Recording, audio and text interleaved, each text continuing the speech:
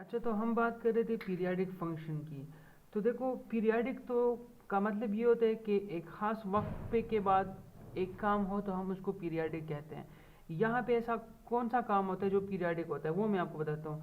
देखो, लिथियम की जो फिजिकल प्रॉपर्टी है वो सॉलिड है। केमिकल प्रॉपर्टी ये है कि ये स्पीडली रिएक्ट करता है और लिथियम ऑक्सीजन के साथ इस तरह रिएक्ट कर रहा होता है। अब देखो, लिथियम के बाद देखो आपके पास बेरिलियम है, boron, carbon, nitrogen, oxygen, fluorine और नियान है। देखो, इसको काउंट कर लो, 1 2 3 4 5 6 और 7। तो 7 एलिमेंट के बाद जो आपके पास जो एलिमेंट आएगा ना नियान के बाद, यहाँ से शुरू करके ये आपके पास सोडियम आता है। तो सोडियम की जो केमिकल प्रॉपर्टी है ना, ये 8वां एलिमेंट है, ये 8th एलिमेंट है।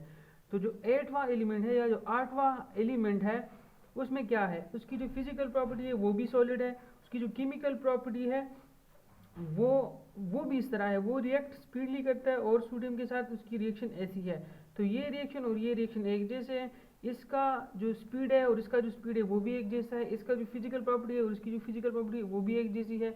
तो मतलब पीरियोडिक टेबल के अंदर अगर आप चलते चले जाएं तो हर 8वां एलिमेंट जो होगा ना, हर 8वां एलिमेंट उसकी जो प्रॉपर्टी होगी ना वो दोबारा रिपीट हुई होगी। देखो, मेरा मतलब सिर्फ ये है कि पीरियोडिक टेबल के अंदर हर 7 एलिमेंट्स, ये देखो ये 7 एलिमेंट बनते हैं। तो हर 7 एलिमेंट के बाद जो आपके पास 8वां एलिमेंट होगा ना, तो 8वें एलिमेंट के अंदर उसकी जो प्रॉपर्टी है, उसकी जो फिजिकल प्रॉपर्टी है उस पहले वाली की, मतलब लिथियम के मुताबिक 8वां कौन सा है, सोडियम है। तो 8वें में लिथियम की प्रॉपर्टी रिपीट हुई होगी और सोडियम के लिए 8वां कोई और होगा।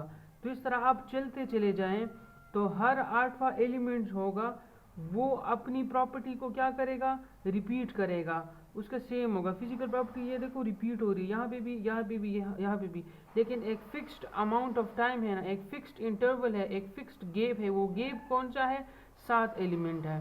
तो पीरियोडिक टेबल के अंदर जितने भी ग्रुप्स हैं, जितनी भी चीज़ें, हर 7 एलिमेंट्स के बाद आपके पास उसकी प्रॉपर्टी जो है वो रिपीट होगी, फिजिकल प्रॉपर्टी और केमिकल प्रॉपर्टी रिपीट होगी after fixed amount of elements, that is 7।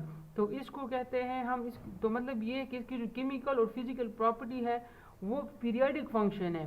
Periodic function क्यों है, क्योंकि वो एक फिक्स्ड अमाउंट ऑफ एलिमेंट के बाद रिपीट होती है, तो इस वजह से इसको हम पीरियोडिक फंक्शन कहते हैं। और ये रिपीट क्यों होती है, ये इसके एटॉमिक नंबर की वजह से रिपीट होती है। तो इस वजह से हम लोगों ने ये पढ़ा है कि जो फिजिकल और केमिकल प्रॉपर्टी होती है, फिजिकल एंड केमिकल प्रॉपर्टी जो होती है वो एक पीरियोडिक फंक्शन है, पीरियोडिक फंक्शन है of the atomic number of elements. तो होप सो आपको ये चीज़ क्लियर हो गई होगी कि physical and chemical property periodic function कैसे हैं और वो एटॉमिक नंबर के लिए कैसे हैं, क्योंकि ये जो प्रॉपर्टीज रिपीट हो रही होती है ये सिर्फ एटॉमिक नंबर की वजह से हो रही होती है। तो इस वजह से हम कहते हैं कि फिजिकल एंड केमिकल प्रॉपर्टी वो पीरियोडिक टेबल के अंदर एक पीरियोडिक फंक्शन होती है ऑफ देयर एटॉमिक नंबर।